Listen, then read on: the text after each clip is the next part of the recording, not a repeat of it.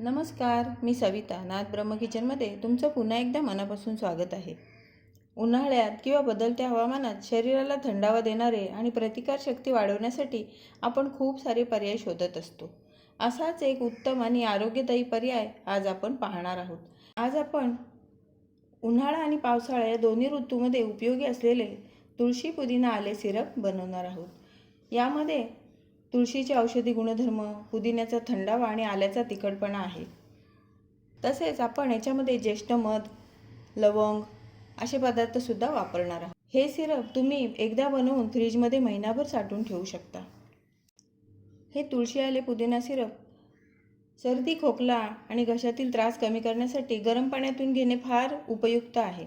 तर कधी पाहुणे आले किंवा काहीतरी रिफ्रेशिंग प्यावंसं वाटलं तेव्हा फक्त थंड पाण्यात किंवा सोड्यात हे सिरप मिक्स करा की झटपट आपले मॉकटेल किंवा सरबत तयार. आरोग्यदायी तुळशी आलं पुदिना सिरप बनवण्यासाठी मी 1 वाटी तुळशीची पानं घेतलेली आहेत, 1 वाटी पुदिन्याची पानं घेतलेली आहेत, अर्धा वाटी आलं घेतलेलं आहे तुकडे करून. या ज्येष्ठ मधाच्या 2-3 काड्या घेतलेल्या आहेत अशा बारीक चिरून. 1 चमचा भाजलेल्या जिऱ्याची पूड घेतलेली आहे, 3-4 लवंगा घेतलेल्या आहेत आणि पाव चमचा मीठ घेतलेले. 1 वाटी गूळ इथे आपण वापरणार आहोत. हे तुळशी आलं पुदिना सिरप खूप फायदेशीर असले तरी अगदी पटकन होणारे आहे. हे सिरप बनवण्यासाठी मी इथे एक मिक्सरचं भांडं घेतलेलं आहे. त्याच्यामध्ये आपण आता हा घेतलेला पुदिना, आलं आणि तुळस हे सर्व मिक्सरच्या भांड्यामध्ये टाकून घेऊया. ज्येष्ठ मधसुद्धा आपण मिक्सरच्या भांड्यात टाकून घेऊया आणि याच्यामध्ये थोडंसं पाणी टाकून आपण हे मिक्सरला फिरवून घेऊया. तुळशी, आलं, पुदिना आणि ज्येष्ठ मध आपण मिक्सरला फिरवून घेतलेलं आहे. आता आपण ते एका गाळणीने गाळून घेऊया. असं ते गाळून घ्यायचं आहे सगळं.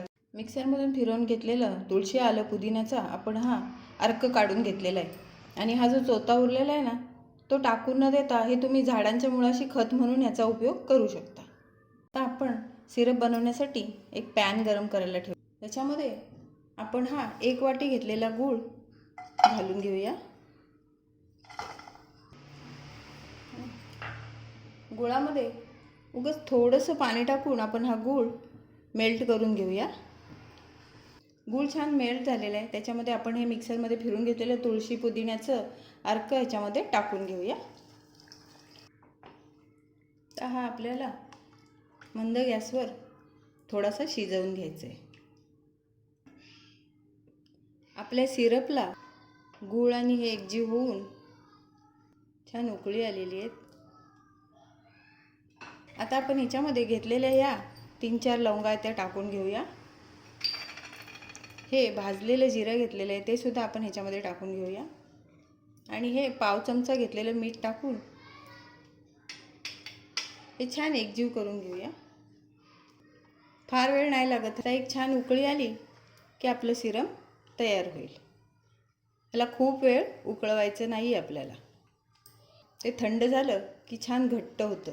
सिरपला आता 5 मिनटं झालेली आहेत. त्याच्यामध्ये छान उकळी आलेली आहे आणि ते साधारण असं घट्टसुद्धा व्हायला लागलेलं आहे.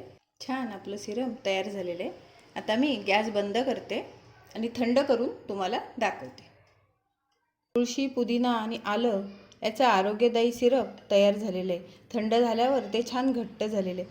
आता त्याचा उपयोग कसा करायचा ते मी तुम्हाला दाखवते. आपले आयुर्वेदिक सिरप तुम्ही 2 प्रकारे यूज करू शकता. सर्दी, खोकला किंवा घशातील त्रास कमी करायचा असेल तर तुम्ही ते गरम पाण्यातून एखाद्या काढ्यासारखे घेऊ शकता आणि कधी पाहुणे आले किंवा काहीतरी रिफ्रेशिंग प्यावंसं वाटेल तेव्हा फक्त थंड पाण्यात किंवा सोड्यामध्ये हे सिरप मिक्स करा आणि झटपट आपलं सरबत तयार होईल. मी आता तुम्हाला दोन्ही प्रकारे करून दाखवते. सर्दी खोकल्यासाठी काढा कसा करतात ते मी तुम्हाला दाखवते. त्यासाठी एका कपामध्ये हे 2 चमचे सिरप घ्यायचे आपल्याला आणि त्याच्यामध्ये फक्त आपल्याला गरम पाणी मिक्स करायचे. गरम पाणी टाकून थोडी तुळशीची पानं टाकून मिक्स करायचं. हे सर्दी खोकल्यासाठी हा एक उत्तम काढा तयार झालेला आहे. आता मी तुम्हाला याचं सरबत करून दाखवते. सरबत करण्यासाठी ग्लासामध्ये 2 खडे बर्फाचे टाकायचे आणि 2 चमचे हे सिरप टाकून घ्यायचे आपल्याला त्याच्यावरती आणि छान थंड पाणी ओतायचं एकदम. थोडासा लिंबू पिळायचा आपल्याला याच्यावरती. हे छान मिक्स करायचं आहे. असं छानसं सरबत तयार झालेलं आहे. तर असं हे द्विगुणित उपयोगाचं आलं पुदिना तुळशी सिरप तुम्हीसुद्धा नक्की ट्राय करा. हे सिरप शरीराला थंडावा तर देतच, पण सर्दी खोकला यापासून दूर ठेवून आपली रोगप्रतिकारक शक्ती वाढवण्यास मदत करते. अगदी सोपी पद्धत आणि नैसर्गिक चव असल्यामुळे हे सिरप घरातील अगदी प्रत्येकास फायदेशीर आहे. असं हे द्विगुणित फायदे देणारं तुळशी पुदिना आलं सिरप तुम्हीसुद्धा जरूर ट्राय करा. आणि सर्दीमध्ये हा काढा म्हणून पिया आणि रिफ्रेशिंग व्हायचं असेल तर तुम्ही हे सरबत म्हणून पिऊ शकता. तुम्हाला माझी व्हिडिओ कशी वाटली ते जरूर सांगा. व्हिडिओला लाईक शेअर आणि सबस्क्राईब करा. धन्यवाद.